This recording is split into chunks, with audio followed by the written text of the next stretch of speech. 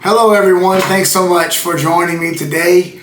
Today I want to talk about or should I say our, Alisa and I's upcoming cruise, first ever cruise on the Royal Caribbean Utopia of the Seas. I want to talk about my initial impressions as we're leading up to the cruise of Royal Caribbean so far, and perhaps go over some expectations of what I think, what I'm thinking going into the cruise. If you're brand new to the channel, thank you so much for clicking on the video. Please consider subscribing. In a very, very, very short time, Alisa and I are going to be loading up, going on a trip to the Utopia of the Seas. I am beyond excited, to say the least. It looks like it's going to be an amazing time. So, you might want to stick around and see what we come up with that.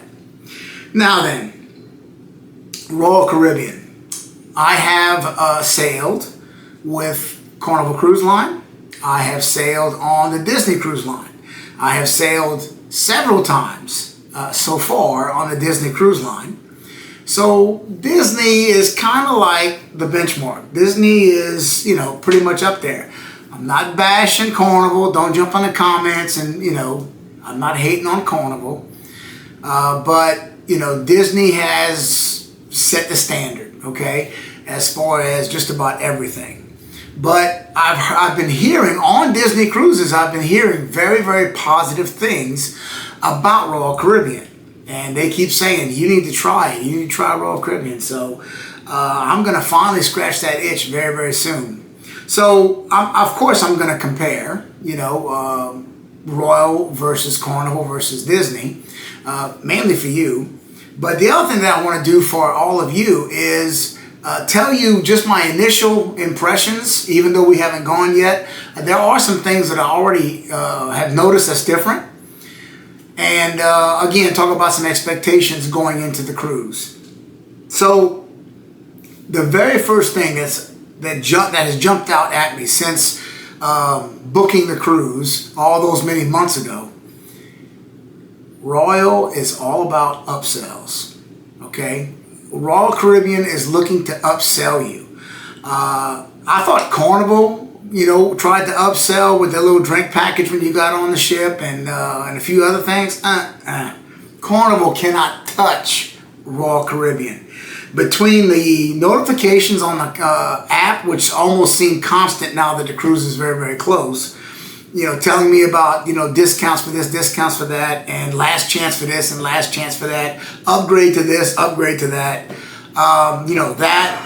that's been pretty much constant.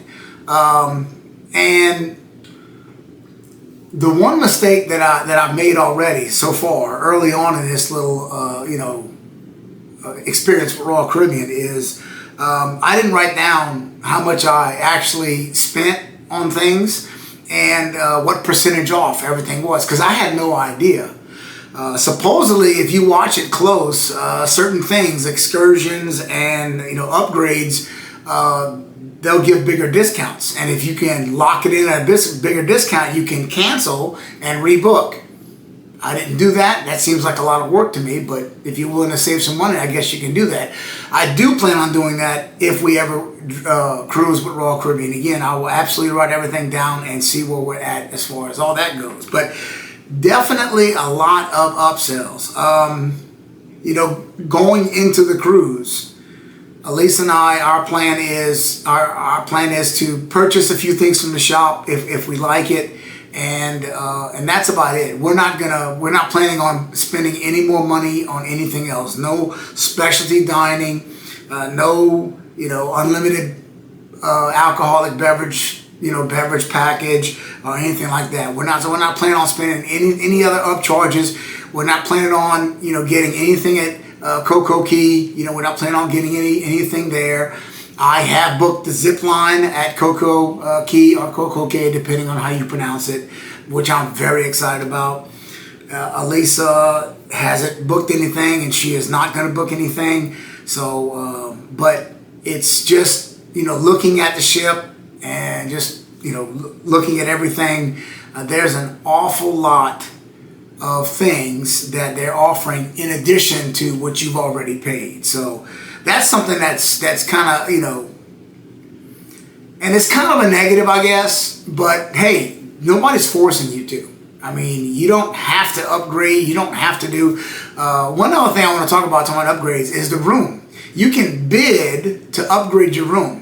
Lisa and I got an inside stateroom to get the cheapest option, and something like if you bid, you know, a couple of $100 per person, you can bid to get an upgrade to your room if you win. So I'm not doing that, but that's pretty wild. That's crazy. That's something brand new to me. So that's all been new to me so far.